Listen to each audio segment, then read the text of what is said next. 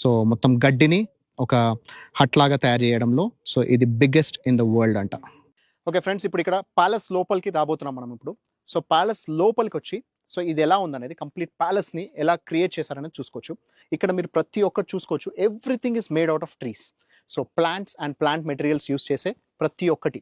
ఇక్కడ మనకి ఈ కనబడే ప్రతి ఒక్క ఐటెమ్ ఇక్కడ అన్నీ కూడా ప్లాంట్ మెటీరియల్‌ని యూజ్ చేసి వీళ్ళు కట్టడం జరిగిందనమాట. సో, ఇది కంప్లీట్‌గా everything is made out of hands and then all plant material. And ఇక్కడ మనకన్నీ కూడా ఇదంతా ఎలా ఉంటుందంటే ఒక బుట్టని రివర్స్ చేస్తే, సో ఒక బాస్కెట్‌ని రివర్స్ చేస్తే ఎలా ఉంటుందో ఆ కాన్సెప్ట్‌తో కట్టారనమాట. సో, ఇక్కడ మనకి 2 రకాల ఐటెమ్స్ యూజ్ చేస్తారు. ఇక్కడ ఈ ఐటెమ్ ఒకటి ఇన్నర్ యూనిట్ ఒకటి, ఔటర్ యూనిట్ ఒకటి.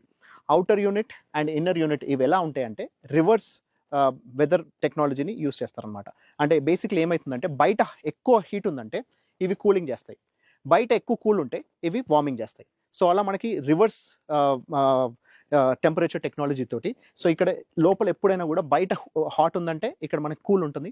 సో, బయట కూల్ ఉందంటే ఇక్కడ కొంచెం వార్మ్‌గా ఉంటుందనమాట. సో, ఎప్పుడు కూడా ఒక కంఫర్టబుల్ క్లియర్ వెదర్‌ని ఇక్కడ ఉండేలాగా వాళ్ళు దీన్ని మొత్తం డిజైన్ చేయడం జరిగింది.